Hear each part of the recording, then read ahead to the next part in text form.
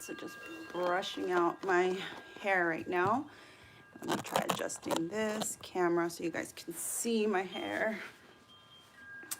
I set myself up here in the living room because, I don't know, it's just better lighting than the bathroom. Also, my little bathroom is really tiny.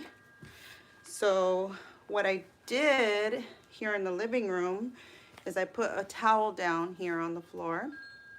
And then I have another little towel here for my hands, and I have a towel around me here because it's going to get pretty oily. And I recently started doing this process again after I had stopped doing this a few months ago. And I was doing it a lot more often, especially when I was heading over to the desert. I was going to the desert like every week, and I was like, okay, I need to moisturize my hair. So I have tons of different ways that I do it. Hi Tiffany. I have tons of different ways that I do it, but today I'm just using plain olive oil, and I'm just using that much. You can use more if you want. Another way that I do this is I use coconut oil, or sometimes I will use olive oil mixed with like my favorite deep conditioner. But today it's just plain olive oil. And then I focus a lot on the ends of my hair. And then I also work this into my scalp. Even though I have natural oils in my hair, I try to kind of like stay focused on my scalp, and then really like all this right here. And I recently cut my hair, or trimmed it, so I don't have that many dry ends as before. And ideally I should be doing this every week, but like I said, I stopped.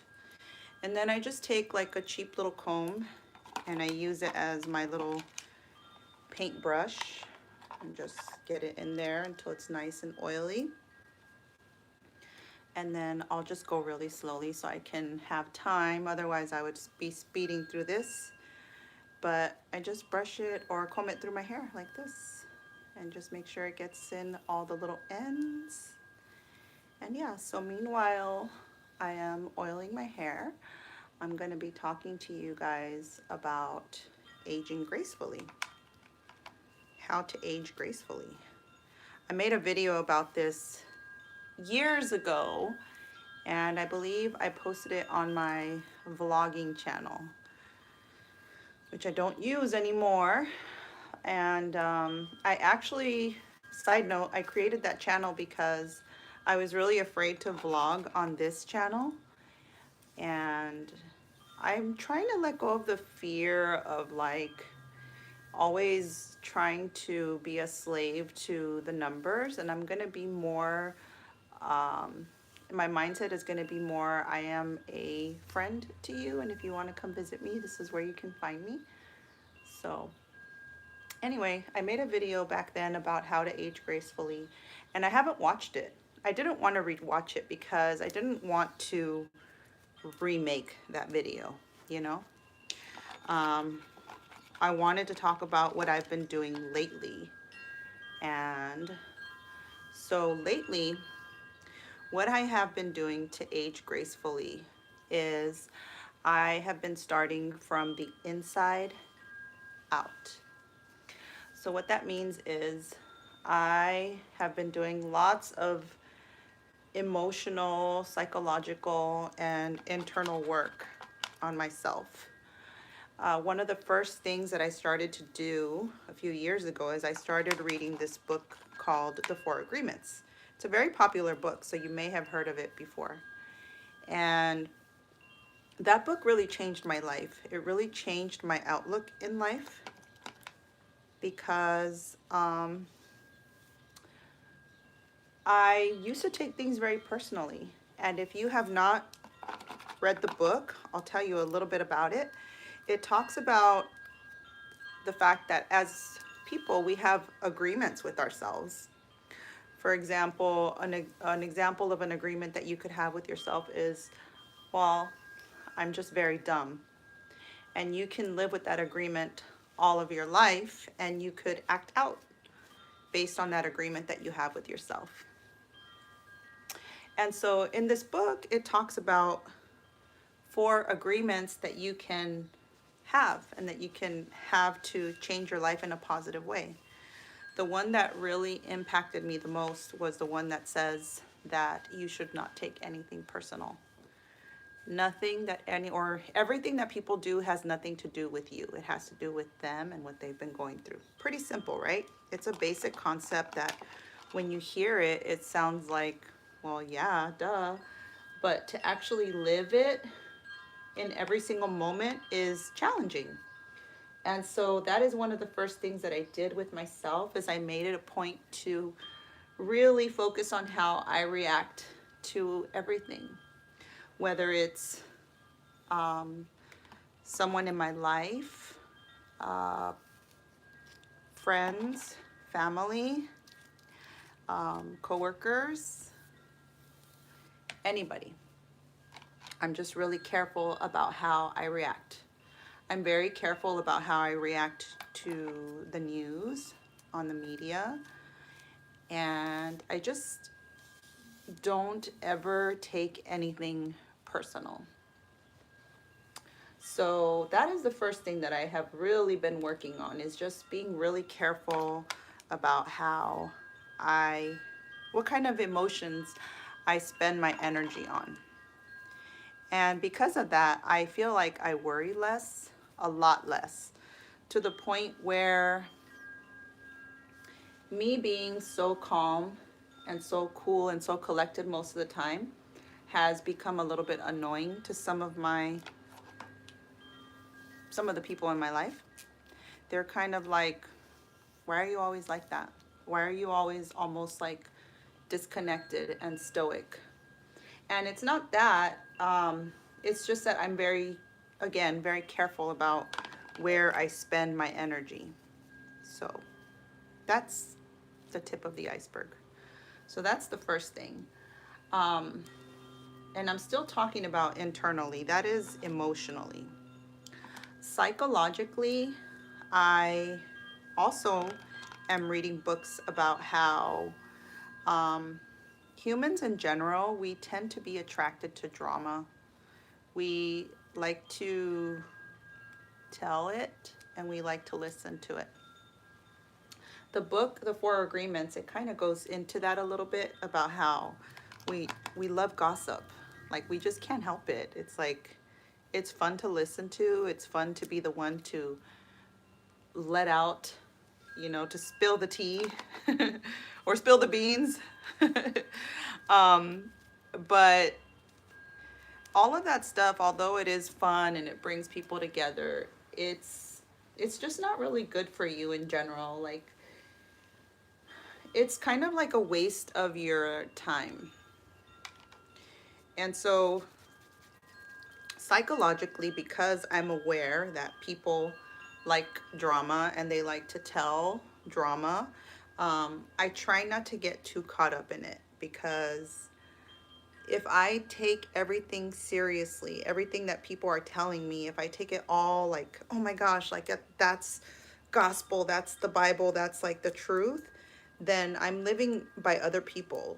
I'm living by the way they perceive life. I'm living by the way they interpret voice and facial expressions and all of that. So I try not to do that. So psychologically, emotionally, and now physically.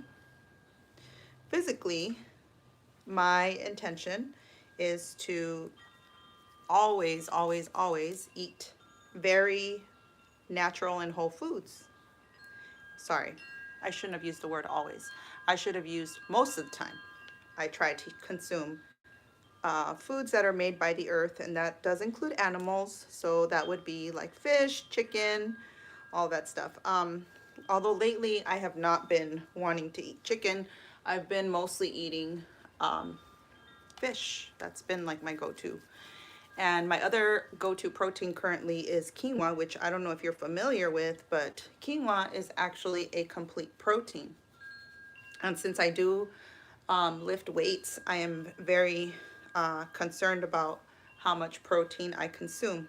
Okay, so I just want to let you guys know that now what I'm doing is I'm just taking the oil with my fingertips and then I'm just putting it in my scalp. It feels so good. So I'm just kind of like moisturizing my scalp. And I know that the reason why I like doing this too is because when I was a little girl, my mom used to do this for me. And I remember it too. So I remember the smell of like olive oil. My mom used to, back in the day, also use mayonnaise. I don't know if any of you guys had that, but, or had that applied to your hair. It smells so strong. But this olive oil, I think it smells so good. So I'm just putting it in my scalp now and just massaging it like with my fingertips and not my nails. So I'm not scraping. It's just like a gentle massage.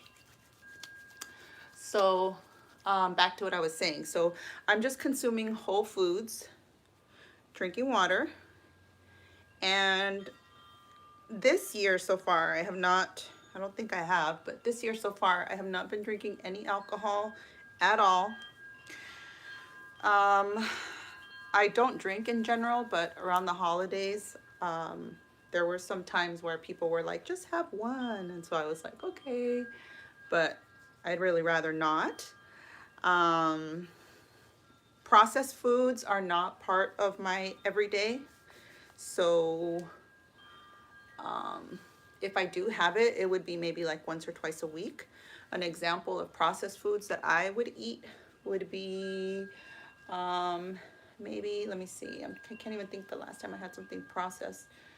Maybe like, it's not even that processed, but maybe like pita bread with hummus. What else? Chips. Sometimes I'll have chips with homemade salsa. Things like that. Or protein bars. Sometimes I'll eat protein bars. I used to be so addicted to them, but lately I've been trying to stay away from them and just really like make them myself. And then what I eat on a daily basis is like fish and broccoli and quinoa and avocado. For breakfast, I'll have egg whites with vegetables and sometimes oatmeal. And yeah, and I just pretty much eat foods like that. I keep my mind off of anything that causes me stress, and I walk every day. As a matter of fact, after I'm done with this, I'm gonna probably go for a quick walk and then wash my hair completely. By the way, I'm gonna show you guys what my hair looks like tomorrow. I'm gonna leave this on for maybe like 20 minutes and then I'm gonna wash it out. I will reap the benefits tomorrow, so you guys will be able to see it. So all of these things that I'm doing for myself are not necessarily going to prevent me from aging, obviously. I mean, I'm gonna grow old, guys. Like, that's just part of life. But what it does do for me is it keeps me very, it keeps me worry-free. Like, I hardly worry about anything. I don't worry about money. I don't worry about family. There are some things that I do worry about, but it's not like, it doesn't take over my whole day, or it doesn't go past a certain amount of time. Once I start worrying, I know it's time for me to journal. I know it's time for me to speak to someone who I can really trust and let it out. So all of these things that I'm doing for myself are not so that I don't turn into a viejita. I'm gonna turn into a viejita. But it's just so that while I'm aging, I feel good about myself. I feel energetic. I feel strong. And I'm able to be there as a support to others. So yeah, so what I did, if you're just coming in or if you're watching this video later, is I just put olive oil in my hair. So it's all nice and moisturized. Next thing I'm gonna do is I'm just gonna wrap my hair up and I'm gonna put it in like a plastic bag just to keep the oil like in my hair. And again, I'll probably keep it on for like, I don't know, maybe like 20 minutes and then I will wash it out.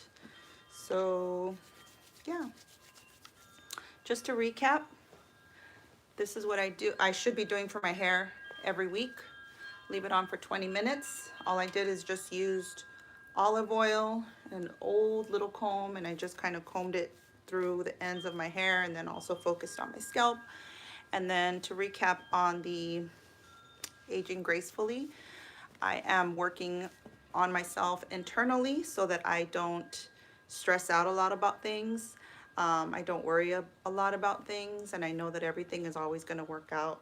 Um, I exercise, I drink water, and I think all those things are pretty basic. But I think the one that is the most difficult to work on is internally. That's the one that you really have to take. It can take years. It can take years to get out of like the stress and the anxiety, the worries, the images of things that could go wrong. That's the hardest, especially if you're trying to fall asleep and your mind is just going and going and going. You're going to have to find techniques to have control of your mind, because the way I see it is your mind is like, it's like a child. So if you're a mother, you know what it's like to have a child, and you have to have control of that child. You can't just let it run amok. You can't let it go everywhere and do whatever it wants. You have to have control of it. But having control of it is very challenging. So like, for example, one of the things you can do when you are trying to fall asleep and you're thinking about something, maybe somebody in your family is sick, or maybe you don't have money to pay a bill, um, something that is valid, something that is really important to you, and but you're trying to get your sleep. um, what I do for myself is I separate myself from me and I start observing myself as if I were in a movie, and I just observe my thoughts. And I tell myself, like, wow, like I actually say it, you're very worried about this. You're very concerned about this. This must be very important to you. And I also ask myself questions like, what would be the best outcome for this situation? Like, what would you like to happen during this situation? And I just talk to myself like this. Like, I'm basically like parenting myself. Just like I said, you know, you don't let your mind run crazy. You stop and you ask, you know, like, what would make it feel better? Well, you know, it would be better if you know, let's say my family member is sick, if they could feel better.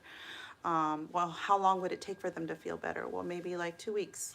Well, how would you feel if they passed away? You know, what would your life be like? And so you kind of like just help yourself process these thoughts. Um, Try to ask yourself like open-ended questions during your sleep, and then once you kind of like have a few minutes of letting it out, you could even give yourself the option of taking a notebook and writing it down and saying, okay, these are the things that I'm worried about, these are my concerns. I think we've thought about it for about 5 minutes now. I think it's time to rest, because if whatever it is that you are worried about needs your help tomorrow, or you need to do something tomorrow to make it better, you need your rest. And then write it down, have that time to let it all out, and then you just say, okay, it's time to sleep. And then from there, what would you do for your child? There could be sounds you could listen to. There could be an audiobook. There's plenty of free things like that online. There's ASMR videos. There is frequencies you can listen to, bedtime stories. I mean, so much. And just keep reminding yourself, like every night it'll get easier to fall asleep, but keep reminding yourself you already had time to worry. It's time to rest now. And then do it. There's also guided sleep meditation where they will tell you like how to breathe, what to think about. I believe Deepak Chopra has some, which I really enjoy. I haven't used them in a long time, but I used to use them almost every night when I was going through very stressful times. And I promise you, just like exercise, it'll get easier with time as long as you are consistent. And sleep is so good for you. It actually helps keep you young. It helps restore everything in your body so that you feel refreshed and ready for the day. So that's just one example of how you can reduce your stress. It's also better for your heart, and then your heart functions better during the day. So yeah, guys, that's basically what it is. Oh, let me read this. I'm an overthinker, and my thoughts used to make me many scenarios, especially at times. Yeah, exactly. So it's like, again, it's like having a wild pet or a wild child that you're just allowing to run everywhere.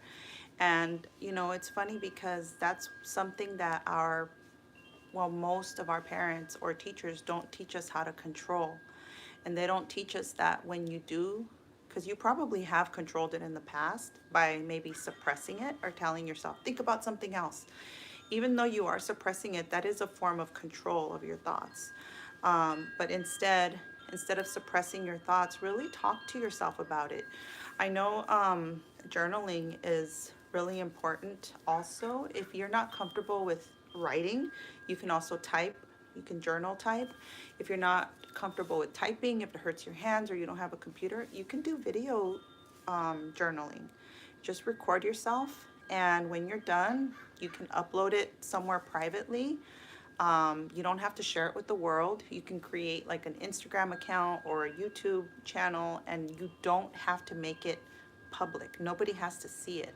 Or if you have like a memory or a server, you can upload it there. I mean, there's so many things. I don't know if Dropbox still exists. I think it does, but there's so many places you can upload your journals to.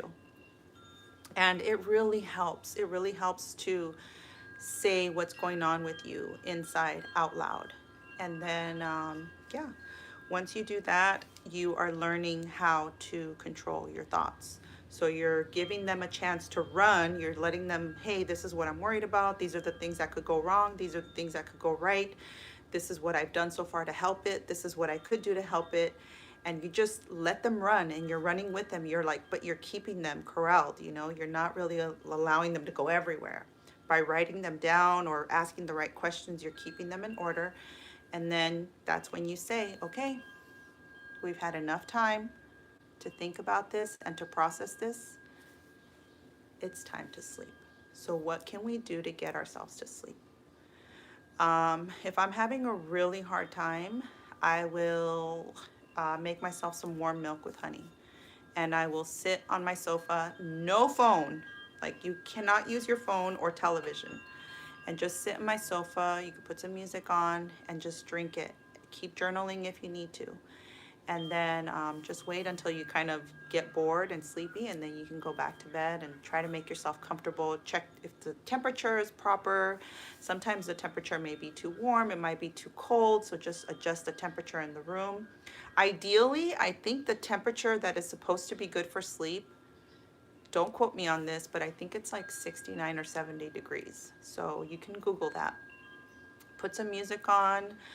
Make sure you have the right blankets, the right pillows, that you're wearing the right pajamas, and set the intention too. Tell yourself, you know what, tonight I would like to dream about myself in 10 years. Or maybe tonight I would like to dream about my dream partner.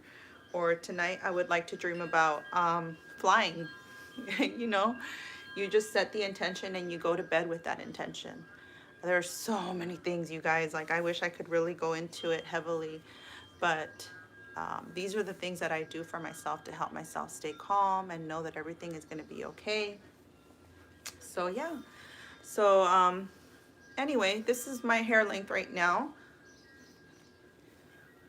It's pretty long. I just cut it too. I cut off like 5 inches, guys.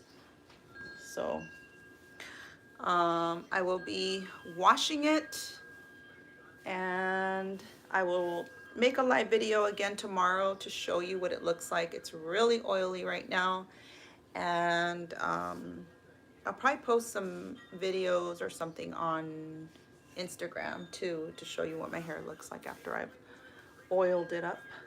So yeah. Are you guys enjoying these live videos that I'm making? I hope you are. Another quick little update. I have my son here. He is 12 years old now. And so he's doing distance learning in the room. And I jump in here real quick. I love this. I love these live videos because I don't have to sit down to edit videos anymore, guys. So that is kind of like my compromise. Like, if you guys are willing to stay subscribed to me, I'm willing to upload as long as you guys are okay with me doing live videos and not editing and putting lighting and all these transitions and all that stuff. As long as you guys are okay with that, I can come on here and I could do a live video every day if you guys would accept me this way. Maybe sometimes I won't fully do my hair. Maybe I'll just do like a quick hairstyle, but then also talk to you guys about what's going on in my life. And then maybe someday I will do a really pretty hairstyle and you guys could stay tuned for that. So thank you guys for joining, and I hope that you enjoyed my talk about aging gracefully and about oiling up my hair. So I will see you guys next time. Bye.